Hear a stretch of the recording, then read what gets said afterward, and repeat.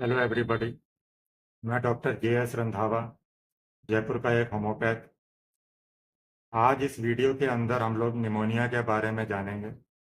इसके क्या कारण हैं, इसके क्या सिम्टम्स हैं और क्या क्या होम्योपैथिक उपचार हैं, किस तरह की डाइट ले सकते हैं और क्या प्रिवेंशन कर सकते हैं उसके लिए, इसके बारे में आप लोग जानेंगे। निमोनिया, जिसे लंग्स का इन्फ्लामेशन भी कह सकते हैं, ये लोगों की छाती के दोनों ओर दो लंग्स होते हैं, राइट एंड लेफ्ट। लंग्स से ही सांस की जो वायु है वो आती और जाती है। श्वास नली, जिसे ब्रोंकियल ट्यूब कहते हैं, उसके बीच से हवा लंग्स तक जाती है और वहीं से ही ये बाहर भी निकलती है। ये फेफड़े का स्वाभाविक काम है। लंग्स को अगर हम लोग देखें तो ये मधुमक्खी के छत्ते की तरह या स्पंज की तरह दिखाई देता है। बहुत छोटे छोटे इसमें गड्ढे होते हैं। उस एल्वोलाई जिन्हें कहते हैं, उनमें हवा होती है या उन्हें एयर सेल कह सकते हैं। यहाँ हवा का आदान प्रदान होता है।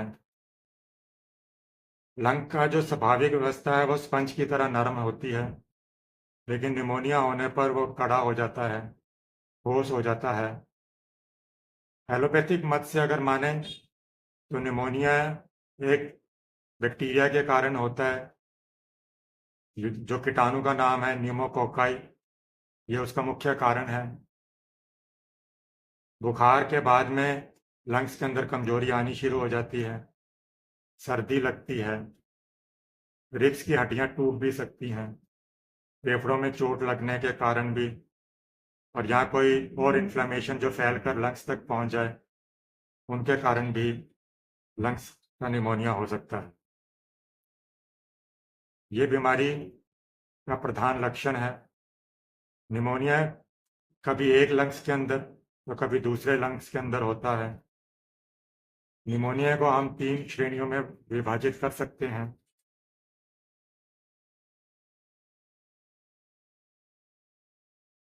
सेकेंडरी निमोनिया, ये किसी दूसरी बीमारी के कारण अगर लंग्स के ऊपर इन्फ्लामेशन हो, या जैसे पहले टाइफाइड हो तो उसके बाद में अगर निमोनिया हो जाए तो सेकेंडरी निमोनिया कहलाता है। एक लोबुलर निमोनिया है, जिसे कैटरल निमोनिया भी कह सकते हैं, कैटारल,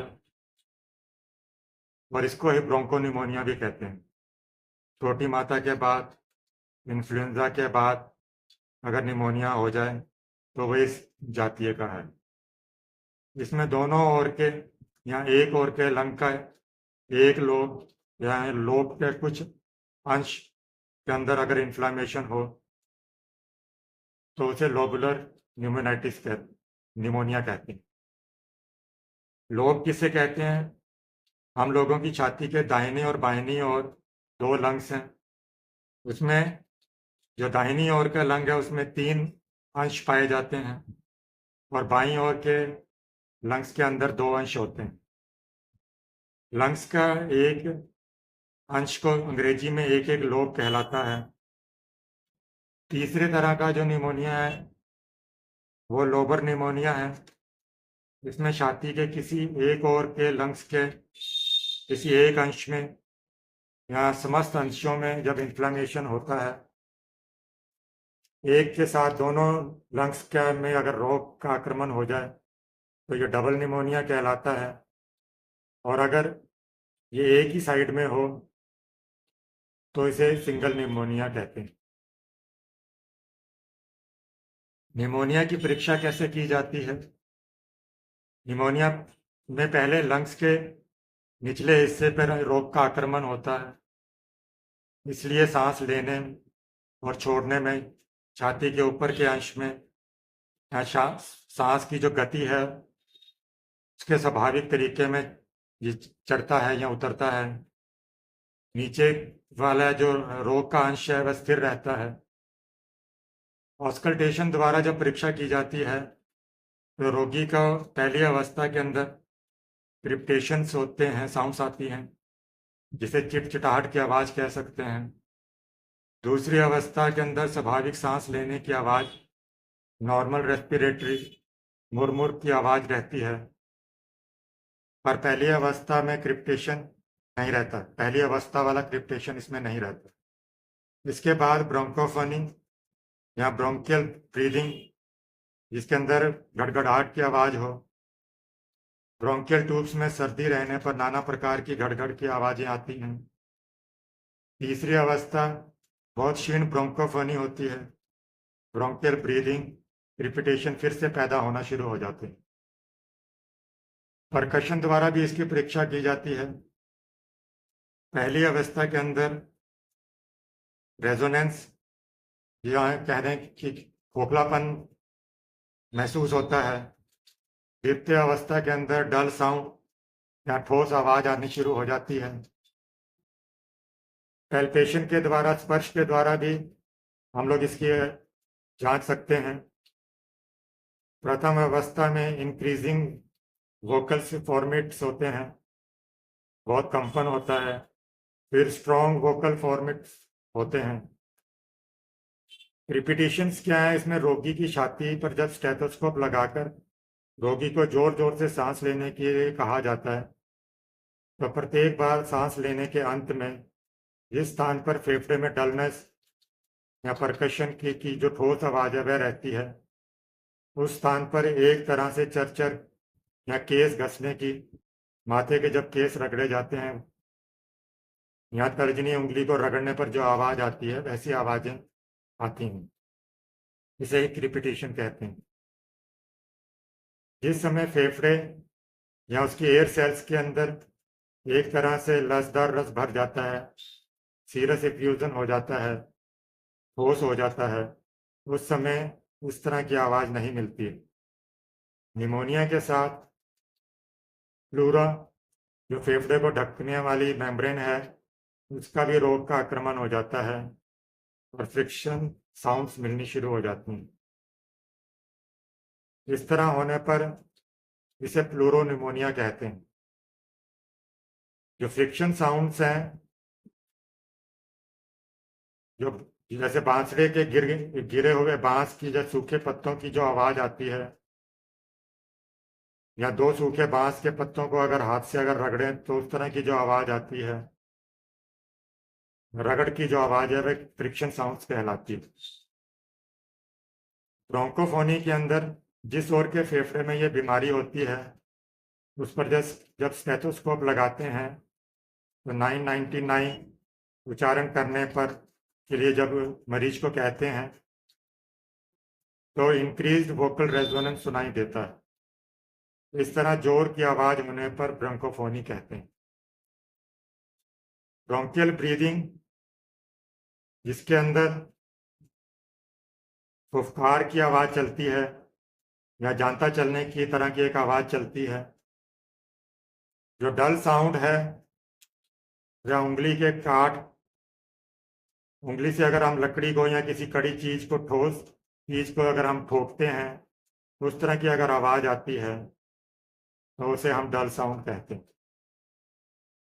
इंक्रीज्ड वोकल फ्रेमिटस, ये एक तरह से फेफड़े की बीमारी के अंदर जिस ओर के सीने पर हलती रखकर अगर रोगी को 999 या 999 कहने का उच्चारण करा जाए तो निरोग वाले लंग्स की अपेक्षा जिस तरफ इन्फ्लामेशन है वहां पर इंक्रीज्ड वोकल फर्मिटस सुनाई देता है। निमोनिया के जो प्रधान कष्टदायक उपसर्ग हैं, उसके अंदर डिस्निया होता है, सांस लेने में कष्ट होता है, साइनोसिस हो जाता है, नीले रंग का शरीर हो जाता है ऑक्सीजन की कमी के कारण। खासकर साइनोसिस जो होता है वो मुंह पर होता है, हाथों में होता है, पैरों में होता है, उंगलियां नीली हो जाती हैं। निमोनिया में फेफड़ा ठोस पड़ जाने के कारण उसमें हवा जब अच्छी तरह आ और जा नहीं सकती है और हार्ट के अंदर जो ब्लड सर्कुलेशन है वो गड़बड़ा जाता है, तो उसके कारण कार्बन डाइऑक्साइड का लेवल बढ़ जाता है तो ब्लड के अंदर ब्लूनेस आ जाती है। इसी तरह डिस्निया है, उसके अंदर सांस लेने में तकलीफ होती है। नर्वस डिस्निया भी है, जिसके अंदर नर्व्स के कारण अगर सांस लेने में कष्ट हो रहा हो। डेलीरियम इसमें हो सकता है, ऊंचा बुखार हो सकता है, हाई फीवर होगा और हार्ट फेल हो सकता है। निमोनिया का क्या कार्यकाल है या भोगकाल है, ये 7 से लेकर 10 दिनों के क्राइसिस को देखकर एकाएक ज्वर छूटता है, परंतु ऐसा ना होकर कई बार बुखार धीरे धीरे बाइलेसिस से तीसरे सप्ताह तक भी जा सकता है। निमोनिया का जो पथ्य है और चिकित्सा है, बुखार होता रहने पर रोगी को सदा स्थिर भाव से सुला कर रखें। इसी तरह की भी उसे सर्दी ना लगने दें। छाती पर, पीठ पर हमेशा फलालैन का या रुई बांध कर रखें। शरीर को गर्म चादर ओढ़ाकर ऐसे कमरे में रखें जहाँ हवा खूब आती जाती हो। ब्रोंकाइटिस की तरह ही इसमें सभी पीने की सामग्रियां कुछ गर्म ही पीने को देनी चाहिए। मिश्री डालकर मोटाया हुआ कुछ गर्म पानी दे सकते हैं। दूध, सागू दे सकते हैं, बार्ली दे दें, अरारोट है, हॉर्लिक्स वाला मिल्क दे सकते हैं। मुर्गी का शोरबा, उसका सूप दे सकते हैं। और हल्की व ताकत देने वाली चीजें के सिवा किसी दूसरी तरह का ठोस या कड़े पाथ्य इस अवस्था में देना उचित नहीं। बेदाने का रस उत्तम पाथ्य है, परंतु फलों का रस बहुत थोड़ी मात्रा में ही देना चाहिए। रोग आरोग्य होने के बाद कुछ दिनों तक सावधान बरतनी चाहिए, नहीं तो रोग दोबारा हो सकता है। बुखार आरोग्य हो जाने के बाद रोटी दे सकते हैं, पाव रोटी, ब्रेड दे सकते हैं, मछली का सूप दे सकते हैं और धीरे धीरे अन्य पदार्थ दे सकते हैं। निमोनिया में छाती के बगल वाले भाग की पसलियों में बहुत तेज दर्द होता है, उससे रोगी जोर से खांस नहीं सकता। रोग वाली करवट दबाकर सो नहीं सकता रोग वाली साइड में। ऐसे स्थान पर जब तक दर्द ना घट जाए तब तक वो उसे पुराने घी की मालिश करें। कपड़े के भीतर गर्म भूसी या नमक की पोटली बनाकर भी उसका गर्म सेक करें। तेज बुखार जब 103 104 डिग्री तक हो तो मस्तिष्क के लक्षण भी हो सकते हैं, तो माथे पर आइस बैग्स, पंजिंग वगैरह कर सकते हैं। निमोनिया रहने की वजह से माथे पर बर्फ या जल की पट्टी देने से कभी ना डरें, आइस बैग वगैरह इत्यादि दे सकते हैं।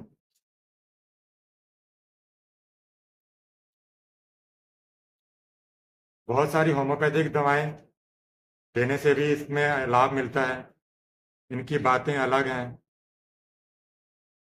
परंतु जो औषधि बहुत ज़्यादा इसके अंदर सिमलिया के हिसाब से दें, पशु चिकित्सक ही इसको चुन सकता है। इसके अंदर क्या क्या होम्योपैथिक दवाएं हैं उसके बारे में मैं अब आपको बताता हूँ। मैं डॉक्टर JS रंधावा, जयपुर का एक होम्योपैथ। इस वीडियो के अंदर हम लोग होम्योपैथिक दवाएं जो निमोनिया के अंदर यूज होती हैं उसको जानने की कोशिश करते हैं। निमोनिया की जो होम्योपैथिक दवाएं हैं, प्रथम अवस्था के अंदर एकोनाइट,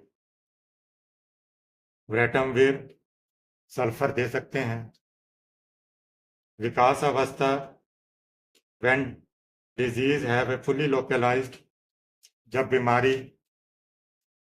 अच्छी तरह से किसी स्थान पर स्थिर हो जाए, तो bryonia, phosphorus, iodine, sanguinaria, mercurius, antim tart, chelidonium, sulphur इत्यादि दे सकते हैं। अगर निमोनिया के कारण हार्ट फेल के प्रॉब्लम हो जाए तो कैक्टस, स्ट्रोफेंथस, डिजिटेलिस, पेटागस, लेकेसिस, नेजा,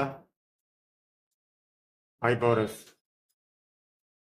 टाइफाइड की अवस्था के साथ अगर निमोनिया हो रहा है तो baptisia, rhus tox, arsenic, opium, phosphorus, carbo veg.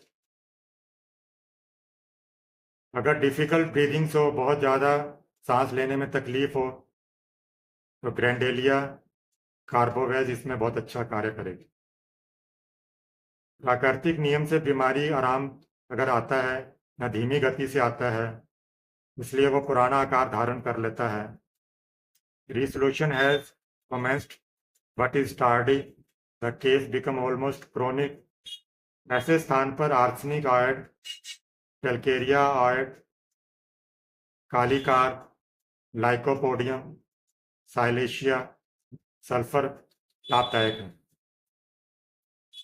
इन होम्योपैथी मेडिसिन को मैं कुछ विस्तार से बताने की कोशिश करता हूँ।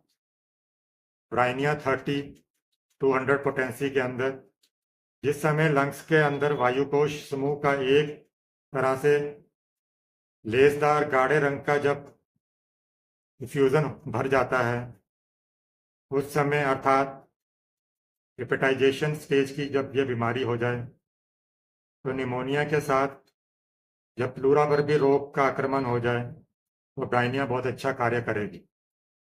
छाती का दर्द दबाने पर बढ़ जाए या रोग वाले स्थान पर दबाकर सोने से घटता हो,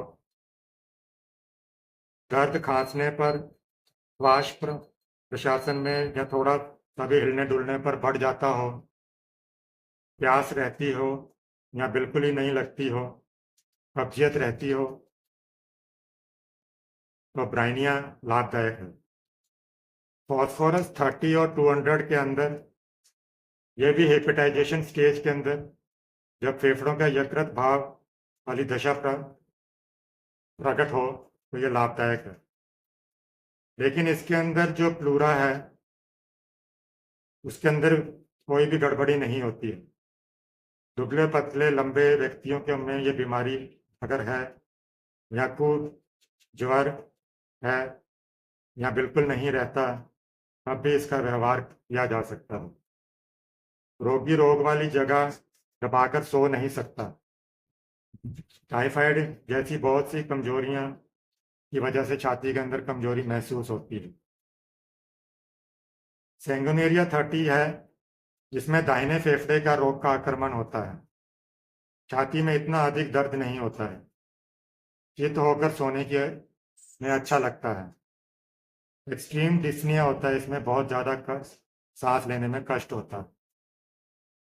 रस्टॉक्स 30 अगर पानी में भीगकर या सर्दी लगकर बीमारी पैदा हो, रोगी छटपटाता हो, होंठ सूखे हो, फटे फटे हो, काले रंग की जीभ हो जाए, छोटे छोटे फोड़े हो जाए, या बहुत ज़्यादा प्याज की प्रवृत्ति दिखाई देती हो, तो रस्टॉक्स कार्य करेगी। आर्निका 30 अगर चोट लगकर या रिब्स फ्रैक्चर होने के बाद में अगर निमोनिया हुआ है, तो उस चोट के बाद में अगर होने पर अगर ये बहुत ज़्यादा लाभदायक है। आर्सेनिक 30 या 200 के अंदर जब बीमारी बढ़ी हुई अवस्था में हो, रोगी बहुत कमजोर हो जाए, तो यह लाभदायक है। इसमें पेशी भाग दाहिने फेफड़े के ऊपरी अंश के ऊपर रोग का आक्रमण अधिक होता है। छाती में खोंचा मारने की तरह का दर्द रहता है, फेफड़ों में फोड़ा होता है, सड़न हो सकती है, गैंग्रीन हो सकती, तो भी ये आर्सेनिक लाभदायक। आयोडियम 30 ये भी हेपेटाइजेशन स्टेज के अंदर बहुत अच्छी दवा है। इसमें भी एकोनाइट की तरह ही उद्वेग है, बेचैनी है, और ब्राइनिया की तरह सुई गड़ने जैसा तेज दर्द भी होता है। लेकिन इन दोनों दवाओं में ही तेज बुखार रहता है, आयोडियम के अंदर इतना नहीं।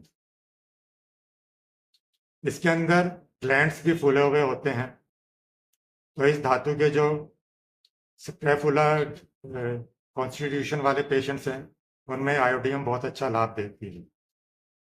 मर्क्यूरिस 30 के अंदर, इसके अंदर लूज कफ होता है, ढीला बलगम होता है। इसके समूचे उपसर्ग रात में या दाहिनी साइड में सोने पर बढ़ते हैं। रात में होने वाले पसीने की तरह रात में बहुत ज़्यादा लेसदार पसीना निकलता है। जॉन्डिस हो सकता है। पित्त के लक्षण भी दिखाई देते हैं। बुखार उतना तेज ना रहने पर भी हमेशा ही थोड़ा थोड़ा बना रहता है। डिस्निया होता है जो बहुत लंबे समय तक चलता है। जीभ पीले मैले रंग मैल से ढक जाती है। जीभ पहले सूखी होती है। पेशाब थोड़ा होता है तो मर्क्यूरिस लाभदायक है। एंटीमटार 30 के अंदर बच्चों को बूढ़ों को जो निमोनिया होता है उसमें बहुत अच्छा लाभदायक है। ये बीमारी की तीसरी अवस्था में इसकी ज़्यादा ज़रूरत पड़ती है। सांस लेने की बहुत तकलीफ होती है। छाती में साए साए की आवाज़, गड़गड़ की आवाज़ होती है। रोगी खांसता है लेकिन कमजोरी के कारण वो बलगम नहीं निकाल पाता। नाड़ी तेज है, क्षीण है। स्किन है जो ठंडी है, पसीने से तर रहती है। फेफड़े का पक्षाघात, पैरालिसिस भी होने की संभावना रहती है। चैलिडोनियम 30 ये बच्चों में और यहाँ जो शराब ज़्यादा पीते हैं उन शराबियों का जो अगर निमोनिया हो तो ये बहुत अच्छा लाभदायक है। इसकी सब बीमारियां दाहिनी ओर ज़्यादा आक्रमण करती हैं। गले में गड़गड़ाहट रहता है। रोगी खांसता है लेकिन बलगम नहीं निकलता। लीवर की बीमारी वाले व्यक्तियों के अंदर भी दाहिने कंधे की तरफ ये दर्द बढ़ जाता है। दाहिनी ओर की छाती में जोर जोर से बलगम की गड़गड़ाहट की आवाज़ आती है तो चैलिडोनियम 30 लाभदायक है। सल्फर 30 के अंदर 200 के अंदर दे सकते हैं। इसको कोई कोई विशेषकर एकोनाइट के लक्षण बीत जाने पर भी उपयोग में लाते हैं। सल्फर में फेफड़े के रोग का आक्रमण अधिक होता है। कंजेशन स्टेज होती है। रेजोल्यूशन स्टेज होती है। इन सभी अवस्थाओं में ये बहुत अच्छा लाभदायक है। फेफड़ों में सब स्थानों में बलगम की जब रेल्स या गड़गड़ की आवाज़ सुनाई दे, हाथ के अंदर, पैर में, माथे में बर्निंग जलन महसूस हो, इन स्थानों पर ठंडा प्रयोग करने की इच्छा कर लगती हो तो सल्फर में बहुत ज़्यादा ये लाभदायक है। इसके रोगी को स्नान करने में या स्नान करने के बाद में उपसर्ग बढ़ जाते हैं।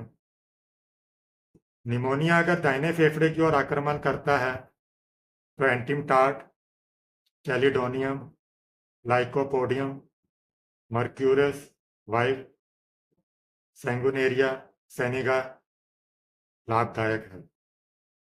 बाएं फेफड़े की अगर निमोनिया है तो सल्फर ज़्यादा लाभदायक है। लक्षण में आने पर ब्रोंकाइटिस की भी दवाइयां हैं, वो भी इसमें लाभदायक हो सकती हैं। हमेशा ये ख्याल रखें कि हमें लोगों की दवा चुनाव बीमारी के नाम पर नहीं, उसके लक्षण के आधार पर ही करते हैं। इसलिए मेरी बताई हुई दवाइयाँ केवल नाम मात्र या उनको लक्षण के हिसाब से ही बताया गया है। फिर भी अगर आप इसको अपनी मर्जी से यूज़ करें तो इसके अंदर मेरी कोई जिम्मेदारी नहीं होती। आप किसी योग्य होम्योपैथिक डॉक्टर से सलाह लेकर ही उचित परामर्श के बाद ही इन दवाओं का सेवन करें। That's all. मैं डॉक्टर JS रंधावा, जयपुर का एक होम्योपैथ। इस वीडियो के अंदर डाइट प्लान फॉर निमोनिया, हम निमोनिया के अंदर किस तरह की डाइट ले सकते हैं इसके बारे में मैं बहुत शॉर्ट के अंदर बताने की कोशिश करता हूँ। निमोनिया से उबरने के लिए आपको पोषक तत्वों से भरपूर आहार लेना चाहिए। सही आहार जो रोग प्रतिरोधक क्षमता को बढ़ाता हो, तेजी से स्वस्थ होने में मदद करता हो। ये निमोनिया का जो आहार योजना है वो इस तरह से है कि इसके अंदर आप उच्च प्रोटीन वाला आहार लें, दालें और फलियां लें, मूंग, मसूर, चना, दूध के अंदर या दूध के जो उत्पादन है उसके अंदर दूध, दही, पनीर ले सकते हैं। अंडे हैं जो रोजाना 1 या 2 उबले हुए अंडे ले सकते हैं। मांस और मछली के अंदर आप चिकन ले सकते हैं। मछली के अंदर आप ट्यूना मछली ले सकते हैं। इसके अंदर जो विटामिन्स और मिनरल्स हैं वो विटामिन सी से भरपूर फल, संतरा, नींबू, आंवला, कीवी वो लें। विटामिन ए से भरपूर सब्जियां हैं, गाजर, पालक, मीठे आलू। जिंक और आयरन युक्त जो भोजन है उसके अंदर पालक है, ब्रोकली है, बादाम है। तरल पदार्थ के अंदर आपको पानी लें, कम से कम 8-10 गिलास दिन के अंदर लें। हर्बल चाय ले सकते हैं जो अदरक, तुलसी, हल्दी डालकर ले सकते हैं। फलों का रस, ताजे फलों का रस लें, संतरे का रस ले सकते हैं। प्रतिरक्षा बढ़ाने के लिए लहसुन है, अदरक लें, प्रतिदिन इन्हें भोजन में शामिल करें। हल्दी, जो हल्दी वाला दूध है, हल्दी का पानी ले सकते हैं। शहद बहुत अच्छा है, शहद का सेवन करने से जो गले की खराश है, खांसी में भी आराम आता है।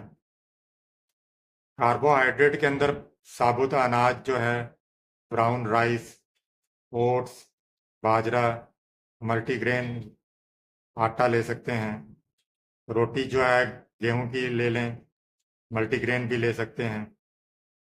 हल्का और पचाने वाला आसान भोजन लें, जैसे सूप है, सब्जियों का सूप ले सकते हैं, चिकन का सूप ले सकते हैं, मीट का सूप ले सकते हैं, दलिया ले सकते हैं, खिचड़ी ले सकते हैं। स्ट्रू के अंदर सब्जियों का स्ट्रू ले लें, चिकन का स्ट्रू ले सकते हैं। इसमें क्या क्या भोजन से हमारे को परहेज करना चाहिए? इसमें तला भुना भोजन, अत्यधिक तेल वाला खाना, मीठा, चीनी वाला पदार्थ जैसे केक, पेस्ट्री, चॉकलेट्स हैं। जंक फूड्स के अंदर पिज़्ज़ा, बर्गर, चिप्स। निमोनिया के दौरान सही आहार आप लेते हैं और यदि ये सुनिश्चित करता है कि रोगी को पर्याप्त मात्रा में आराम मिले और डॉक्टर की सलाह का पालन करना चाहिए। That's all. मैं डॉक्टर JS रंधावा, जयपुर से एक होम्योपैथ। इस वीडियो के अंदर हम लोग निमोनिया से किस तरह से बचाव कर सकते हैं, how to prevent from spreading pneumonia. बाजार के अंदर टीकाकरण उपलब्ध है, निमोनिया वैक्सीनेशन लगवा लेना चाहिए, विशेषकर बुजुर्गों को और बच्चों को। फ्लू वैक्सीन भी इसके लिए बहुत अच्छा कारगर है। फ्लू के कारण भी कई बार निमोनिया हो जाता है, तो यह उससे बचाव करेगा। स्वच्छता बनाए रखें, हाथ धोएं, नियमित रूप से साबुन से, पानी से हाथ धोते रहें। खाना खाने से पहले, खाना खाने के बाद में, या जब भी बाहर से आएं तो अपना हाथ धो लें। हैंड सैनिटाइज़र का उपयोग करें। जहां साबुन या पानी उपलब्ध ना हो वहां सैनिटाइज़र यूज कर सकते हैं। इम्यूनिटी, प्रतिरक्षा प्रणाली को मजबूत करें। स्वस्थ आहार लें, विटामिन्स और मिनरल युक्त पदार्थ लें। संतुलित आहार के अंदर विशेषकर फल, सब्जियां, साबुत अनाज और प्रोटीन शामिल करें। व्यायाम करें, इससे प्रतिरोधक क्षमता बढ़ती है। धूम्रपान से बचें, धूम्रपान ना करें, ये फेफड़ों को कमजोर करता है और निमोनिया का खतरा बढ़ा सकता है। पैसिव स्मोकिंग से बचें। अगर आप सिगरेट नहीं लेते, स्मोकिंग नहीं करते हैं, लेकिन साथ वाला कमरे के अंदर कोई और स्मोक कर रहा है, तो उससे पैसिव स्मोकिंग हो सकती है। उससे भी बचने की कोशिश करें, आप उसे मना कर सकते हैं। हाइड्रेट रहें, पर्याप्त मात्रा में दिन के अंदर 8 से 10 गिलास पर्याप्त मात्रा में पानी पिएं, इससे भी इम्यूनिटी मजबूत होती है। भीड़ भाड़ वाले स्थानों में जाने से बचें, खासकर ठंड के मौसम के अंदर, या जहां संक्रमण ज़्यादा हो ऐसे एरियाज में कम जाएं। हॉस्पिटल्स के अंदर कम जाएं। मजबूरी के अंदर जाना पड़ता है तो मास्क पहनें। भीड़ भाड़ वाले क्षेत्रों में भी मास्क का उपयोग कर सकते हैं। पर्याप्त मात्रा के अंदर नींद लें। हर दिन रात को कम से कम 7 से 8 घंटे तक नियमित रूप से नींद लें। साफ सफाई का और ध्यान रखें। घर के अंदर, घर के बाहर के वातावरण को साफ रखें। धूल से, धुएं से बचें। वेंटिलेशन घर का अच्छा रखें। खिड़कियां दरवाजे खुला रखें ताकि हवा आती जाती रहे। बीमारी के लक्षणों को नजरअंदाज ना करें। डॉक्टर से जल्द परामर्श करें। यदि आपको सर्दी, खांसी, बुखार लगकर या सांस लेने में तकलीफ हो रही हो, बलगम कई दिनों से आ रही हो, तो तुरंत डॉक्टर से संपर्क करें। रोगियों से दूरी बनाए रखें। यदि किसी को निमोनिया है या सांस लेने में प्रॉब्लम है तो दूरी बनाए रखें। इन सभी उपायों को अपनाकर निमोनिया से आप बच सकते हैं और अपने स्वास्थ्य को बेहतर कर सकते हैं। Thank you.